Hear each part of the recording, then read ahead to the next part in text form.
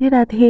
আজকে তো একাদশী, তো একাদশীর দিন বলে কথা, একটু তো শাড়ি পরতেই হয়। সকালবেলা চান করে শাড়ি পরে নিলাম, লাল টকটকে একটা শাড়ি পরেছি। এই শাড়িটা দিদি আমাকে দিয়েছিল, তো ওর জন্য শাড়িটা আজকে অনেকদিন বাদে পরলাম। সেই পহেলা বৈশাখে পরেছিলাম, একটু গরম কম তো তাই এই শাড়িটা পরলাম। এই শাড়িটা পরলে জানো অনেকটাই গরম লাগে। আমাদের বিবাহিত মেয়েদের তো প্রধান কাজ শাড়ি পরে সিঁদুর পরতে হবে, তো স্নান সেরে সিঁদুর পরে পূজা করতে হবে। তো পূজা করতে অনেকটা সময়ের প্রয়োজন, তাই সকালবেলায় রিতমের পাপাকে আগে নাস্তা করে দিয়েছি। আমাদের তো সকালের ভিডিওতে বললাম যে ওর প্রচুর খিদে লাগে, রাত্রেবেলা যেহেতু জেগে থাকে তাই আগে ভাগে ওকে একটু চা আর কিছু করে দিতে হয়। এখন পূজা করতে তেমন একটা চাপ নেই, আস্তে ধীরে পূজাটা করা যাবে। আর দুপুরে রান্নারও আজকে কোনো ঝামেলা নেই জানো। কাল রাতে একটু বেশি করে মাছের ঝোল রান্না করেছিলাম, তাই ওটাই রেখে দিয়েছি। ওটা দিয়ে আজকে সকালবেলা ওদের বাবা আর ছেলের হয়ে যাবে। আমার তো বাগানে অনেকগুলো ফুলের গাছ রয়েছে, তো ঘুরে ঘুরে ফুল কালেক্ট করতে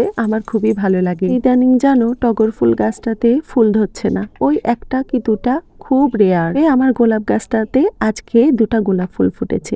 গোলাপটা তুলে নিয়ে ভালোই লাগলো যে গোপালকে আজকে একটু গোলাপ দিয়ে সাজাবো। এর সাথে আমি ওইভাবে আমার পূজার কোনো ভিডিও শেয়ার করিনি, তো আজকে দেখো অনেকটা সময় ধরে ভিডিও শেয়ার করা হয়ে গেল। থেকে রিতমের পাপা বলছে পূজারও আবার ভিডিও করতে হবে, তো আমি বললাম সবই যেহেতু দেখাই তো একদিন একটু পূজার ভিডিওটাও করি। কোনো কথা না বাড়িয়ে ঘুমাতে চলে গেল।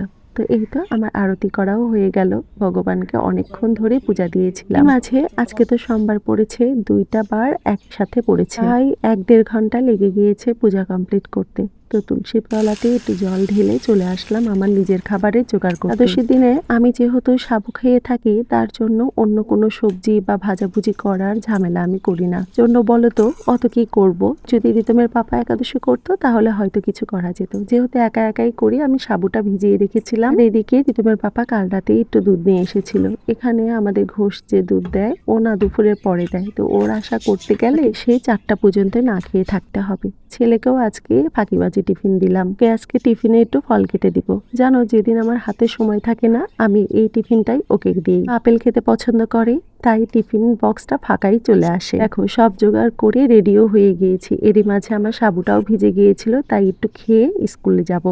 2টা পর্যন্ত তো স্কুলে থাকতে হয়, যদি একদমই খালি পেটে যাই তাহলে গাটা গুলায় আর ভালো লাগে না। এই বাহিরে যাওয়ার সময় পাখিগুলোকেও একটু বিদায় দিই, জানো ওরা কেমন করে তাকিয়ে থাকে আর ডাকে, আমার খুব মায়া লাগে ওদের জন্য।